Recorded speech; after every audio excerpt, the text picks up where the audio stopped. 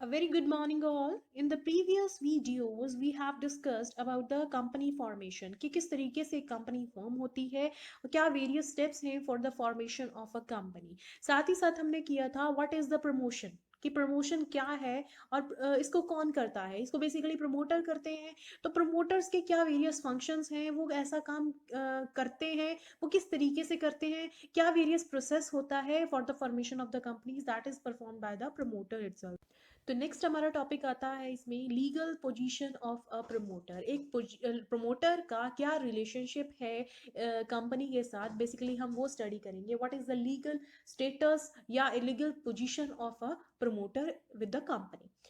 तो क्वेश्चन यहाँ पर आता है कि what exactly is the relationship between the promoter and the company. कि प्रमोटर क्यों काम करता है कंपनी के लिए, क्योंकि हमने अब तक पढ़ा है कि प्रमोटर जो होता है वो he does all the extraordinary things from the planning, initial planning से लेकर till the commencement of the business तक. जो सारा वर्क है वो कौन करता है, हमारा प्रमोटर करता है. तो प्रमोटर जो है सारा काम कर रहा है till the commencement of the business तक.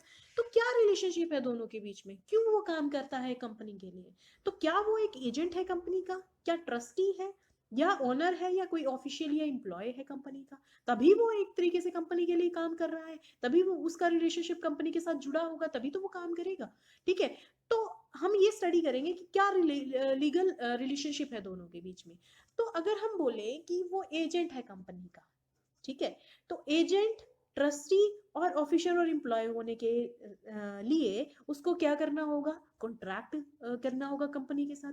जब कंपनी एग्जिस्टेंस में आई ही नहीं तो कॉन्ट्रैक्ट भी पॉसिबल नहीं है. ठीक है, क्योंकि वो तो कमेंसमेंट से पहले का वाला जो काम है वो कर रहा है एक तरीके से. ठीक है. तो हम ये कह सकते हैं कि वो एजेंट भी नहीं हो सकता, ट्रस्टी भी नहीं हो सकता, ऑफिशियल और ये एक कोई एम्प्लॉय भी नहीं हो सकता कंपनी का, क्योंकि ये तीन चीज बनने के लिए उसको क्या करना पड़ेगा, कॉन्ट्रैक्ट करना पड़ेगा. और कॉन्ट्रैक्ट पॉसिबल है नहीं क्योंकि कंपनी अभी एग्जिस्टेंस में आई ही नहीं. ठीक है. अब एक बचता है, does he does the promoter is the owner of the company या one of the owners of the company. तो हम ये कह सकते हैं कि वो ओनर है, बट रियलिटी में वो ओनर नहीं हो सकता. वो एक्ट तो करता है एक ओनर की तरह, क्योंकि वो सारा काम कर रहा है कंपनी के लिए. तो जैसे ओनर करता है सारा काम कंपनी अपनी कंपनी के लिए, वैसे ही एक प्रमोटर भी कर रहा है. तो हम कह सकते हैं he act as a sorry he act like a owner, but he is not a real owner of the business, and also he is not legally entitled to any profit before or after the formation of the company. So हम ये कह सकते हैं कि he act like a promoter, sorry, he act like a owner, but he is not actually as a owner of the company. Clear. तो हम अब ये चारों में से तो कुछ है ही नहीं कि प्रमोटर जो है हमारा ट्रस्टी भी नहीं है, एजेंट भी नहीं है, एम्प्लॉय और ऑफिशियल भी नहीं है, या साथ ही साथ अब हमने लास्ट में किया कि वो ओनर भी नहीं है. तो है कौन, कैसा रिलेशनशिप है दोनों के बीच में. पहली चीज तो जो हमारा वर्ड प्रमोटर है ये डिफाइन ही नहीं किया गया अंडर द कंपनीज एक्ट 2013. दूसरी चीज, कुछ अथॉरिटीज ने ये एग्री किया कि जो कंपनी और प्रमोटर का रिलेशनशिप है वो एक फिड्यूशियरी रिलेशनशिप है. फिड्यूशियरी रिलेशनशिप का मतलब है कि दोनों में ट्रस्ट और कॉन्फिडेंस का रिलेशनशिप है. अब ये जो फिड्यूशियरी पोजीशन है प्रमोटर की, जो हमारा प्रमोटर है इसका अनड्यू एडवांटेज ना ले सके इस फिड्यूशियरी पोजीशन का, तो कुछ कंडीशंस लगाई गई हैं उसकी फंक्शनिंग पर. वो कंडीशंस क्या है. First one is not to make any secret profit. No promoter shall make any secret profit. कोई भी प्रमोटर कोई भी सीक्रेट प्रॉफिट नहीं कमाएगा, कोई भी सीक्रेट मुनाफा नहीं कमाएगा. अगर वो ऐसा करता है then he shall be liable to give an account of such profit to the company and reimburse the amount of the profit.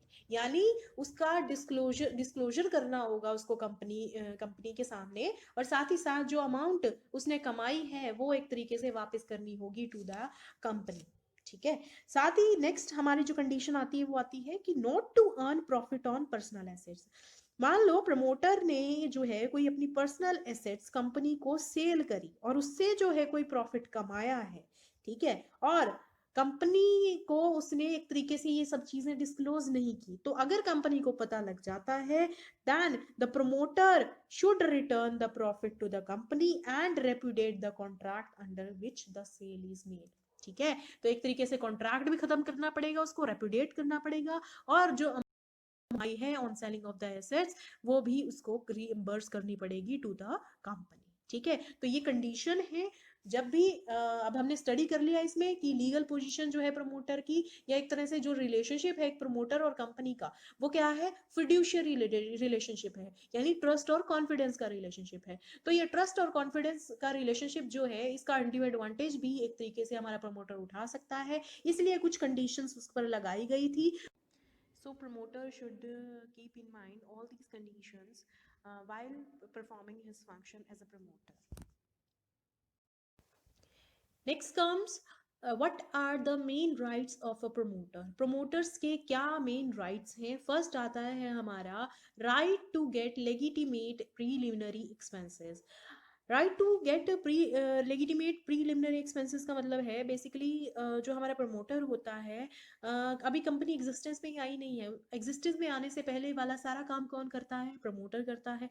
तो प्रमोटर जब काम कर रहा होता है तो उसको वेरियस एक्सपेंसेस बियर ऑन करने पड़ते हैं, ठीक है, तो उसको वेरियस एक्सपेंसेस बियर ऑन करने पड़ेंगे। अब उनको उसकी पेमेंट मिलेगी या नहीं मिलेगी, यानी अपनी जेब से वो खर्चा कर रहा है तो उसको पेमेंट वापस मिलेगी, उसको रीइंबर्स किया जाएगा उन एक्सपेंसेस के लिए। अब दोनों के बीच में कोई कॉन्ट्रैक्ट भी नहीं होता है। अभी मैंने बोला था प्रीवियस जो टॉपिक था हमारा लीगल पोजीशन में, अब मैंने बोला था कि वो एजेंट भी नहीं है, ट्रस्टी भी नहीं है, ऑनरी एम्प्लॉय भी नहीं है, साथ ही साथ कोई ऑफिशियल भी नहीं है, रिप्रेजेंटेटिव नहीं है। तो क्यों नहीं है, क्योंकि दोनों में एक तरीके से क्या नहीं हुआ, कॉन्ट्रैक्ट ही नहीं हुआ, कोई लीगल कॉन्ट्रैक्ट ही नहीं हुआ। तो सेम चीज यहाँ भी लागू होती है, यानी प्रमोटर हमारा जो कमेंसमेंट से पहले वाला सारा वर्क है वो कौन कर रहा है, प्रमोटर कर रहा है, और अपनी जेब से खर्चा करके कर रहा है, ठीक है, और दोनों के बीच में कोई कॉन्ट्रैक्ट भी नहीं है, ठीक है। यानी यहाँ पर अपना जो प्रमोटर है वो लीगली भी डिमांड नहीं कर सकता कि मुझे प्रीलिमिनरी एक्सपेंसेस जो मैंने बियर ऑन किए हैं उनके लिए मुझे पेमेंट की जाए, ठीक है। तो एज पर लॉ साथ ही साथ वो केस भी नहीं कर सकता कंपनी के भी ऊपर, क्योंकि कोई कॉन्ट्रैक्ट ही नहीं है, ठीक है। ना ही डायरेक्टर्स बाउंड हो सकते हैं कि वो प्रीलिमिनरी एक्सपेंसेस जो हमारे प्रमोटर ने भी अराउंड किए हैं उनको पे करे, ठीक है। तो अगर इसका एक निवारण है कि अगर आर्टिकल ऑफ एसोसिएशन में कंपनी के ये मेंशन है, ठीक है, कि कोई कॉन्ट्रैक्ट ना होने के बावजूद अगर हमारा प्रमोटर जो है कोई एक्सपेंसेस बियर ऑन करता है, ठीक है, तो उस सिचुएशन में कंपनी उसको पे करेगी, बिकॉज ये सिचुएशन क्यों वो डालते हैं आर्टिकल ऑफ एसोसिएशन में, क्योंकि अगर उनको पे नहीं किया जाएगा तो कोई भी प्रमोटर काम करने के लिए राजी नहीं होगा, कोई भी प्रमोटर किसी कंपनी का प्रमोशन करने के लिए राजी नहीं होगा, ठीक है। तो आर्टिकल ऑफ एसोसिएशन में कंपनी ये मेंशन करती है, या साथ ही साथ ये कंपनी के ऊपर डिसीजन होता है कि क्या प्रमोटर्स को पे करें या ना करें, लेकिन मैक्सिमम केसेस में वो पे करती हैं, क्योंकि आने वाले टाइम पे अगर उन्होंने काम कराना है प्रमोटर से तो वो कह सकते हैं, क्योंकि आज अगर वो पेमेंट नहीं करेंगे तो नेक्स्ट टाइम प्रमोटर उनके लिए काम नहीं करेंगे, ठीक है। Then so we can say that कि प्रमोटर्स के पास राइट है कि वो अपनी प्रीलिमिनरी एक्सपेंसेस जो खर्चे उन्होंने किए हैं before the incorporation of the business या before the commencement of the business वो कंपनी से डिमांड कर सकते हैं, ठीक है। नेक्स्ट पॉइंट आता है right to get proportionate amount from the co promoters. तो अगर एक सिंगल प्रमोटर ने कोई एंटायर एक्सपेंसेस पे ऑफ किए हैं या साथ ही साथ कोई अमाउंट ऑफ सीक्रेट प्रॉफिट्स पे किया है कंपनी को, ठीक है, तो उस केस में he has the right to recover the proportionate amount from the co promoters. मतलब जो भी को प्रमोटर्स होंगे उनसे वो प्रपोर्शनेट अमाउंट ले लेगा, क्योंकि एंटायर अमाउंट उसने पे किया है, तो उनके हिस्से का जो अमाउंट उसने पे किया है तो वो उनसे रिकवर कर सकता है। नेक्स्ट पॉइंट आता है राइट्स का, राइट्स टू गेट रेम्यूनरेशन। अब जो हमारा प्रमोटर होता है he really worked hard to form and run the company, तो he should be remunerated by the company for their efforts, ठीक है। तो रेम्यूनरेशन जो है वो एक तरीके से कैश में भी पे की जा सकती है, या पार्टली इन कैश या partly in shares and debentures. तो कोई भी प्रोसीजर अडॉप्ट कर सकती है कंपनी टू पे the remuneration of the promoters. तो यहाँ पर ये मेन राइट है किसी भी प्रमोटर का कि जो भी उसने वर्क किया है till the commencement of the business he should be remunerated for that. So ये थे rights of the promoters, hope you have understood this. अब नेक्स्ट टॉपिक आपका आता है what are the liabilities of the promoter. Liabilities का मतलब होता है कुछ लीगली रिस्पॉन्सिबल भी होगा कुछ कामों के लिए, वो एक तरीके से अकाउंटेबल भी होगा। तो वो काम कौन से हैं, ठीक है। अब कुछ राइट्स इंजॉय करने के साथ साथ उसकी कुछ लाइबिलिटीज भी है। वो लाइबिलिटीज क्या होंगी? पहली है liability due to fiduciary relationship.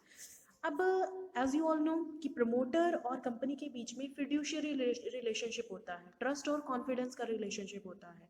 तो ये फिड्यूशियरी रिलेशनशिप या फिड्यूशियरी पोजीशन प्रमोटर के ऊपर दो कंडीशंस लगा देती है। दो कंडीशन कैसी लगा देती है कि अगर प्रमोटर कोई सीक्रेट प्रॉफिट अपनी कैपेसिटी में, मतलब एक तरीके से जब वो प्रमोटर है उसने कुछ सीक्रेट प्रॉफिट्स कमाए हैं, तो वो सीक्रेट प्रॉफिट्स और डिस्क्लोज भी नहीं किए कंपनी को, तो वो सीक्रेट प्रॉफिट्स वो रिटर्न करेगा टू द कंपनी, ठीक है। दूसरी कंडीशन क्या है? अगर उसने कुछ सीक्रेट प्रॉफिट्स कमाए हैं by selling his personal property to the company, कि अपनी कोई पर्सनल प्रॉपर्टी उसने कंपनी को बेची है और उससे कुछ प्रॉफिट्स कमाए हैं, तो वहां पर कंपनी के पास राइट है कि वो उस कॉन्ट्रैक्ट ऑफ सेल को रेपुडिएट कर सकती है, और साथ ही साथ जो उसने प्रॉफिट कमाए हैं कंपनी वो सारे प्रॉफिट्स एक तरीके से प्रमोटर से ले सकती है। तो ये उसकी लाइबिलिटी थी ड्यू टू फिड्यूशियरी पोजीशन। अगर वो फिड्यूशियरी पोजीशन पे है तो ट्रस्ट और कॉन्फिडेंस एक तरीके से कंपनी को उसके ऊपर है। तो अगर उसने ट्रस्ट तोड़ा, मतलब कुछ सीक्रेट प्रॉफिट्स कमाए, तो वो लाइबल होगा कंपनी के लिए। सेकेंड पॉइंट आता है liability for miss statement in prospectus. कुछ ऐसी गलत, अनट्रू या डिसेप्टिव इंफॉर्मेशन आपने प्रोस्पेक्टस में लिख दी, एक प्रमोटर ने प्रोस्पेक्टस में लिख दी, तो वो लीगली लाइबल होगा उस गलती के लिए। फॉर एग्जाम्पल, अगर किसी पर्सन ने एक तरीके से विश्वास करके प्रोस्पेक्टस पे जो प्रमोटर ने बनाया था उस कंपनी के लिए, तो उस कंपनी के कुछ ही शेयर्स या डिबेंचर्स को सब्सक्राइब कर लिया, ठीक है।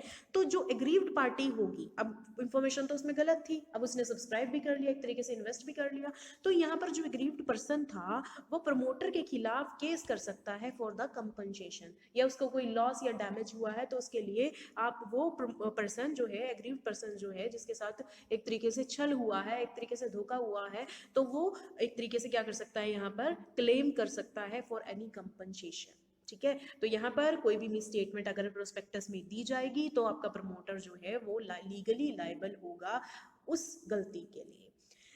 Next liability of the promoter is liability for fraud, misfeasance or breach of duty. If a promoter is found guilty of any offense punishable under section 339 of the Companies Act 2013, या फिर or while he being an officer of the company has been found guilty of any fraud or misfeasance in relation to the company, or he has committed any breach of duty in respect of the company of which he is a promoter, तो उस case में court may restrain a promoter from taking part in the management of the company for the period of 5 years, ठीक है। तो अगर वो कोई एक तरीके से हमारा प्रमोटर की गलती मिलती है या उसने कुछ फ्रॉड किया है, ब्रीच ऑफ ड्यूटी की है, या एक तरीके से मिसफीसेंस किया है किसी के साथ, तो उस केस में उसको एक तरीके से कोर्ट रोक सकती है from taking part in the management. जो भी मैनेजमेंट की मीटिंग होगी या जो भी डिसीजन मैनेजमेंट लेती है तो उनमें पार्ट लेने से रोक सकती है for the period of 5 years, ठीक है। नेक्स्ट लाइबिलिटी आती है liability on insolvency. If a promoter become insolvent तो उसकी प्रॉपर्टी यूज होगी for paying his debt to the company, ठीक है।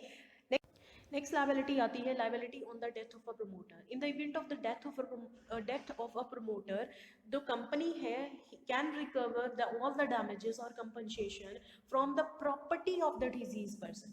यानी जो पर्सन मर चुका है, एक तरीके से प्रमोटर मर चुका है, उसकी जो प्रॉपर्टी है उससे सारे कंपनसेशन और जो भी डैमेजेस कंपनी को हुए हैं वो क्लेम कर सकती है उसकी प्रॉपर्टी में से, ठीक है। लास्ट आता है liability on the winding up of the company. If the company is being wound up by the order of the court, या liquidator report alleges any fraud in the promotion and formation of the company, तो promoter या promoters वो liable होंगे for the public examination like any other officer और director of the company. जैसे बाकी directors की भी एक तरीके से पब्लिक एग्जामिनेशन होती है या बाकी मेंबर्स की भी पब्लिक एग्जामिनेशन होती है अगर वाइंडिंग अप हो कंपनी की, तो उस केस में यहाँ पर प्रमोटर्स की भी एक तरीके से क्या होगी, पब्लिक एग्जामिनेशन होगी। अगर कंपनी वाउंड अप हो रही है, है by the order of the court and the liquidator reports allies that any fraud is committed in the promotion and formation of the company, कि उनको पता चला कि प्रमोटर ने कोई घपला किया है कंपनी के फॉर्मेशन या प्रमोशन करते वक्त, तो उस केस में जो है एक तरीके से उनकी पब्लिक एग्जामिनेशन होगी। जैसे अदर मेंबर्स की होती है, डायरेक्टर्स की होती है, जो भी उसके डायरेक्टर्स होंगी, साथ ही साथ प्रमोटर की भी होगी, क्योंकि प्रमोटर ने ही बेसिकली फ्रॉड किया होगा इन द फॉर्मेशन और promotion of the company. Is it clear to you? तो ये आपकी 6 लायबिलिटीज थी of the promoters. Next comes what are the main duties of the promoter. First duty आती है प्रमोटर्स की, to disclose the private arrangements. If any promoter has made any private arrangements in order to earn a profit, ठीक है, during the formation और promotion of the company, अगर उन्होंने कुछ private arrangements किए हैं उस प्राइवेट अरेंजमेंट से हमारे प्रमोटर को कुछ फायदा हुआ है, तो उस केस में he has to disclose that secret profit or that profit to the company, ठीक है। नेक्स्ट वन ड्यूटी आती है हमारे प्रमोटर की, to disclose the secret profits. अगर कुछ सीक्रेट प्रॉफिट्स कमाए हैं और वो कंपनी को पता ही नहीं है, यानी उसने डिस्क्लोज नहीं की है, तो यहाँ पर गलती किसकी है? हमारे प्रमोटर की है। तो उसको वो यहाँ पर ड्यूटी बनती है उस प्रमोटर की कि वो जो प्रॉफिट्स, सीक्रेट प्रॉफिट्स उसने कमाए हैं और वो कंपनी को नहीं बताए हैं, तो उसको वो डिस्क्लोज करे, वो कंपनी को बताए, ठीक है। तीसरी चीज आती है to disclose all material facts. अगर हमारे प्रमोटर ने कोई प्रॉपर्टी सेल आउट की है, तो उसकी इंफॉर्मेशन भी वो कंपनी को दे, ये उसकी ड्यूटी बनती है, ठीक है। नेक्स्ट ड्यूटी आती है to disclose the profit which he has earned a trustee. एक तरीके से प्रमोटर का जो रिलेशनशिप है वो फिड्यूशियरी रिलेशनशिप है। फिड्यूशियरी का मतलब relationship of trust and confidence. मतलब ये कि जो हमारी कंपनी है वो पूरा विश्वास करती है, ट्रस्ट करती है किसके ऊपर? प्रमोटर के ऊपर। तो एक तरीके से प्रमोटर कहीं ना कहीं एज अ ट्रस्टी एक्ट कर रहा है on the behalf of the company, ठीक है। तो he must disclose any profit, जो भी उसने प्रॉफिट कमाया है, तो उसकी ये ड्यूटी बनती है कि वो कंपनी को बताए, क्योंकि कंपनी उस पर विश्वास करके उसको ये काम सौंपा है for the formation and the promotion of the company, ठीक है।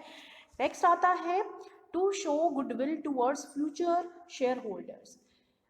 अगर ये कहा जाता है कि जो हमारा प्रमोटर है वो उसका फिड्यूशियरी रिलेशनशिप होता है टुवर्ड्स द कंपनी, ठीक है, तो इसका मतलब ये तो नहीं है कि उसका रिलेशनशिप सिर्फ कंपनी या उसके जो signatories of memorandums of company है उन्हीं के साथ है, ठीक है। यानी साथ ही साथ ये इनका रिलेशनशिप उन फ्यूचर अलॉटीज ऑफ शेयर्स के साथ भी होगा या उन फ्यूचर शेयर होल्डर्स के साथ भी होगा जो कंपनी के साथ जुड़ने वाले, ठीक है। तो ये जरूरी नहीं है, मतलब एक कहने का मतलब ये है कि हमारा जो प्रमोटर है उसका फिड्यूशियरी रिलेशनशिप होता है किसके साथ? हमारे कंपनी के साथ, कंपनी के मेंबर्स के साथ, ठीक है। ट्रस्ट और कॉन्फिडेंस का रिलेशनशिप होता है। तो जो फ्यूचर अलॉटीज हैं या फ्यूचर शेयर होल्डर्स हैं, तो उनके साथ भी कहीं ना कहीं एक प्रमोटर का फिड्यूशियरी रिलेशनशिप हुआ, ठीक है। तो ये ड्यूटी बनती है कि तो सेम रिलेशनशिप उनके साथ भी होना चाहिए जो हमारे फ्यूचर शेयर होल्डर्स बनने वाले हैं, ठीक है। Now the next topic is commencement of promoters liability. जब भी हम बात करते हैं प्रमोटर्स लायबिलिटी की, तो एक इम्पॉर्टेंट क्वेश्चन अराइज होता है, वो क्या है? When does the promoters liability commences, कि कब प्रमोटर्स जो है लीगली लायबल होंगे अपने कामों के लिए, अपने एक्शंस के लिए। अब कहा जाता है कि प्रमोटर का रिलेशनशिप होता है कंपनी के साथ ट्रस्ट और कॉन्फिडेंस वाला, ठीक है। और वो कब से स्टार्ट हो जाता है ट्रस्ट और कॉन्फिडेंस का जो रिलेशनशिप होता है? जब एक इंसेप्शंस होती है कंपनी की, मतलब एक कंपनी का स्टार्टअप होता है, ठीक है। जब फॉर्मेशन के जो है प्रोसीजर फॉलो कर रहे होते हैं, मतलब एक काम कर रहे होते हैं फॉर्मेशन का, ठीक है। और उसकी लायबिलिटी कब स्टार्ट होती है प्रमोटर की? जैसे ही उसने प्रमोटर बनकर एक तरीके से वो फंक्शनिंग करना स्टार्ट कर देता है, ठीक है। तो हम कह सकते हैं कि प्रमोटर की लायबिलिटी तभी से स्टार्ट हो जाती है जब से उसको एक तरीके से कंपनी का काम सौंपा जाता है कि वो जो है सारे formation, promotion till the commencement of the business तक जो भी सारे काम हैं वो कौन करेगा, हमारा प्रमोटर करेगा। तो वहीं से उसकी जो लाइबिलिटी है वो स्टार्ट हो जाती है, मतलब वो लीगली लाइबल होगा अपने हर एक्शंस के लिए। और उसने जो प्रॉफिट कमाया है, कोई भी सीक्रेट प्रॉफिट या कुछ उसने फ्रॉड किया है, तो वो हर काम के लिए लीगली लाइबल होगा from the inception to till the commencement of the business. Okay, next आपका टॉपिक आता है remuneration of promoters. Under the companies act 2013 कोई भी लीगल प्रोविजन नहीं है जहां पर जो प्रमोटर है उसकी रेम्यूनरेशन को डिफाइन किया गया हो और कितनी रेम्यूनरेशन हमें उसे देनी है, ये चीज़ डिफाइन की गई हो। सो जो अमाउंट है रेम्यूनरेशन की और उसका मेथड है कि किस तरीके से उसको पेमेंट की जाएगी, वो डिपेंड करता है upon the mutual agreement and the prevailing situation. तो डिफरेंट मेथड्स क्या हैं जिससे हम एक तरीके से एक प्रमोटर को रेम्यूनरेट कर सकते हैं for his services. First one is cash, यानी अगर हम मान लो हमें उसको 10,000 रुपये देने हैं उसके काम के लिए, ठीक है, उसकी सैलरी है 10,000 रुपीज़, तो हम कंप्लीटली या इंटायरली उसको कैश में भी पे कर सकते हैं, तो 10,000 हम उसको कैश में दे देंगे। First option is this. Second option है प्रमोटर को रेम्यूनरेट करने का ऑप्शन टू परचेज शेयर। हम उसको ऑप्शन दे सकते हैं कि तुम कंपनी के शेयर्स को बाय कर लो। अगर मान लो तुमने एक कंपनी ने उसको 10,000 रुपये भी देने हैं, तो वो तो वो ऑप्शन रख देगी उस प्रमोटर के सामने कि 10,000 के बदले तुम कंपनी के शेयर्स ले लो जितने भी बनते हैं अकॉर्डिंग टू योर पेमेंट। ठीक है। थर्ड आता है partly in cash and partly in shares and debentures. Third option में क्या है, जो प्रमोटर की रेम्यूनरेशन है हम उसको कैश में भी दे सकते हैं as well as in the shares and debentures की फॉर्म में भी दे सकते हैं। पार्टली इन कैश, मान लो उसकी सैलरी, अभी मैंने एग्जांपल दिया था प्रीवियस पॉइंट्स में कि उसकी सैलरी 10,000 है, यानी उसकी पेमेंट हमने करनी है एक प्रमोटर को उसके प्रमोशनल वर्क के लिए, तो हमने फिक्स किया है 10,000। ठीक है, तो हम थर्ड ऑप्शन में क्या करेंगे, 5,000 उसको कैश में पे कर देंगे और 5,000 उसको शेयर्स या डिबेंचर्स की फॉर्म में ऑप्शन दे देंगे कि वो हमारे जो शेयर्स हैं या डिबेंचर्स हैं कंपनी के वो बाय कर ले, जो भी 5,000 के हिसाब से बैठते हैं उसके। ठीक है। Next method of remunerating the promoter as commission. Commission के अंदर क्या होता है यहाँ पर कि जो कंपनीज हैं वो प्रमोटर को बोलती हैं कि कुछ प्रॉपर्टीज़ जो हैं कंपनी के लिए वो बाय करें। ठीक है, उनके ऊपर जो कमीशन बनेगी वो कंपनी जो है प्रमोटर्स को पे कर देगी। ठीक है, ये एक अनदर तरीका, एक अनदर मेथड है जिसके थ्रू पे किया जाता है, रेम्यूनरेट किया जाता है for the to the promoters for their services. Next is profit on assets. This is another method of remunerating the promoters. इसमें क्या होता है, यहाँ पर प्रमोटर्स कुछ एसेट्स बाय करते हैं, एसेट्स बाय करते हैं जो कंपनी को चाहिए। ठीक है, और वही एसेट्स वो कंपनी को सेल करते हैं एट अ प्रॉफिट, लेकिन यहाँ एक कंडीशन होती है, जो प्रॉफिट होगा अमाउंट होगा वो रीजनेबल होगा। ठीक है, तो ये सारे मेथड्स थे जिनके थ्रू जो है प्रमोटर्स को रेम्यूनरेट किया जाता है for their valuable services. Next topic आता है what are the different types of promoter. यहाँ पर 3 टाइप्स के प्रमोटर्स होते हैं, professional promoters, occasional promoters and third one is government.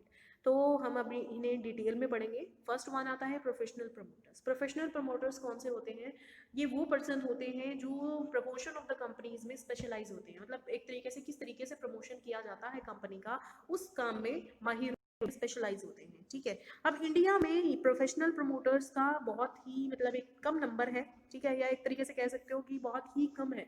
ठीक है, प्रोफेशनल प्रमोटर्स। बट अगर हम दूसरी कंट्रीज की बात करें तो प्रोफेशनल प्रमोटर्स ने बहुत ही इंपॉर्टेंट रोल प्ले किया है और उन्होंने बिजनेस कम्युनिटी को काफ़ी हद तक हेल्प किया है। ठीक है, फॉर एग्जांपल इंग्लैंड में इशू हाउसेज हैं और यूएसए में इन्वेस्टमेंट बैंक्स हैं, तो ये मेजर रोल प्ले करते हैं of a promoter very appreciably. ठीक है, तो एक तरीके से गवर्नमेंट या एक तरीके से कंपनीज को बहुत ज़्यादा पुश करते हैं कि वो ज़्यादा से ज़्यादा प्रॉफिट्स कमाएं और ज़्यादा से ज़्यादा गुडविल उनकी अच्छी हो। ठीक है, नेक्स्ट वन आते हैं occasional promoters. Occasional promoters basically वो प्रोफेशनल्स नहीं होते हैं और वो प्रमोशनल वर्क में भी नहीं होते हैं on the regular basis, but वो कुछ कुछ कंपनीज के प्रमोशन को के काम को ले लेते हैं। ठीक है, they are not in promotional work on regular basis but take ups the promotion of some companies and then go to their earlier profession. मतलब एक तरीके से उनका काम स्पेशलाइज नहीं होता कि उन्होंने प्रमोशनल ही करना है, प्रमोशनल वर्क ही करना है, तो वो अपने रेगुलर नॉर्मल एक्टिविटी से हटकर वो प्रमोशन का काम भी ले लेते हैं, ठीक है। तो वो ओकेजनल होते हैं। ओकेजन क्या होता है, कभी कभी ओकेजन होने वाले, कभी कभी फंक्शन होने वाले, तो वो सेम चीज़ यहाँ पर भी है, ठीक है। वो सेम चीज़ यहाँ पर लागू होती है कि उनका काम हमेशा ये स्पेशलाइज नहीं होता कि उन्होंने प्रमोशनल वर्क ही करना है किसी भी कंपनी के लिए। वो कुछ और काम कर रहे होते हैं, लेकिन वो प्रमोशन वाला वर्क ले लेते हैं कंपनीज का, ठीक है। फॉर एग्जाम्पल लॉयर्स, इंजीनियर्स, ये हमेशा क्या करते हैं, ये काम चूज कर लेते हैं कंपनीज के लिए फॉर जो प्रमोशन है और फॉर्मेशन वाले स्टेप्स हैं, या एक तरीके से जो प्रोसीजर है वो कर लेते हैं, ठीक है। नेक्स्ट आता है हमारा थर्ड वन, गवर्नमेंट। अब कुछ कंट्रीज में गवर्नमेंट्स ने ये प्रमोशनल एक्टिविटी का जो काम है या प्रमोशनल वर्क जो है वो करना स्टार्टअप कर दिया है। अब इंडिया में अगर हम करें तो सेंट्रल और state government has promoted many industrial and commercial undertakings. मतलब अगर इंडिया में बात करें तो सेंट्रल और स्टेट गवर्नमेंट ने काफ़ी प्रमोशनल एक्टिविटीज़ की हैं on the behalf of many companies, ठीक है। तो ये है आपके तीन टाइप्स के promoters. The last topic of this video is pre-incorporation or preliminary contracts. ये pre-incorporation और preliminary contracts क्या होते हैं? जो promoters होते हैं कंपनी के, वो they usually enters into the various contracts to acquire some property or right for a company which is yet to be incorporated. मतलब एक तरीके से कुछ property purchase करनी है on behalf of the company, तो वो कुछ contracts कर लेता है, ठीक है। बिफोर इट्स इनकॉर्पोरेशन, मतलब कंपनी एग्जिस्टेंस में आई नहीं, अभी प्रमोशनल वर्क चल रहा है, ठीक है, अभी कमेंसमेंट नहीं हुआ बिजनेस का, तो उससे पहले ही प्रमोटर कुछ कॉन्ट्रैक्ट्स कर लेता है फॉर प्रॉपर्टी और फॉर एनी अदर थिंग, ठीक है। तो वो कॉन्ट्रैक्ट कहलाते हैं आपके प्री इनकॉर्पोरेशन और प्रीलिमिनरी कॉन्ट्रैक्ट्स। यहाँ हम सिंपल वर्ड्स में कह सकते हैं कि प्रीलिमिनरी कॉन्ट्रैक्ट्स वो कॉन्ट्रैक्ट्स होते हैं जो प्रमोटर करता है on the behalf of the company before it's incorporation, ठीक है। तो वैसे तो नाम से ही क्लियर है, प्रीलिमिनरी कॉन्ट्रैक्ट्स और प्री इनकॉर्पोरेशन, मतलब इनकॉर्पोरेशन से पहले जो भी कॉन्ट्रैक्ट्स होते हैं, जो भी कॉन्ट्रैक्ट्स किए जाते हैं on the behalf of the company by the promoter, तो वो क्या कहलाते हैं आपके प्रीलिमिनरी कॉन्ट्रैक्ट्स। तो अब बात आती है position of promoter as regards to preliminary contracts, कि अगर प्रीलिमिनरी कॉन्ट्रैक्ट्स किए हैं on the behalf of the company तो उनके लिए लीगली लायबल कौन होगा, ठीक है। तो बात यहाँ लीगली लायबल की आती है। जो आपके प्रमोटर्स होते हैं they generally enter into preliminary contracts at the agent of the company. अभी जो कंपनी फॉर्म होनी है, एग्जिस्टेंस में भी नहीं आई है, उनके बिहाफ पर जो कॉन्ट्रैक्ट्स हो रहे हैं वो कौन कर रहा है, हमारा प्रमोटर कर रहा है, ठीक है। तो उस केस में आपका प्रमोटर जो है वो लीगली लायबल होगा अपने एक्ट्स के लिए, ना कि कंपनी, ठीक है। Company is not bound by the preliminary contracts, ठीक है। जब एग्जिस्टेंस में आएगी तो वो एक तरीके से रिफ्यूज भी कर सकती है कि ये मेरे आने से पहले ही ये कॉन्ट्रैक्ट हुए हैं, इसके बारे में मुझे नहीं पता है, तो मैं इसके लिए लायबल नहीं हूँ। तो यहाँ कौन लायबल होगा, प्रमोटर। यानी बात यहाँ पर ये आती है कि आपका जो प्रमोटर है वो पर्सनली लायबल होगा for any contract he has made before the commencement of the business, ठीक है। एंड वन थिंग मोर कि जो कंपनी है आपकी, चाहे उसके बेनिफिट के लिए वो कोई कॉन्ट्रैक्ट किया है प्रमोटर ने, ठीक है, तो वो कंपनी को उन कॉन्ट्रैक्ट्स के लिए बाइंड नहीं कर सकता, ठीक है। तो वो पर्सनली ही लायबल होगा, ठीक है। क्रक्स ये है कि जो भी कॉन्ट्रैक्ट उसने प्रीलिमिनरी कॉन्ट्रैक्ट्स किए हैं या जो प्री इनकॉर्पोरेशन कॉन्ट्रैक्ट्स किए हैं हमारे प्रमोटर ने, और for the benefit of the company on the behalf of the company, कोई भी रीजन है, तो पर कंपनी पर्सनली लायबल नहीं होगी, कौन होगा, प्रमोटर लायबल होगा। तो यहाँ पर एक तरीके से प्रमोटर जो है हाई रिस्क लेकर चलता है, कंपनी के प्रमोशनल वर्क को करता है, बेसिकली वो हाई रिस्क लेकर चलता है, वो हाई रिस्क से ही काम करता है, ठीक है। So that's all for today. If any query you may ask. Thank you.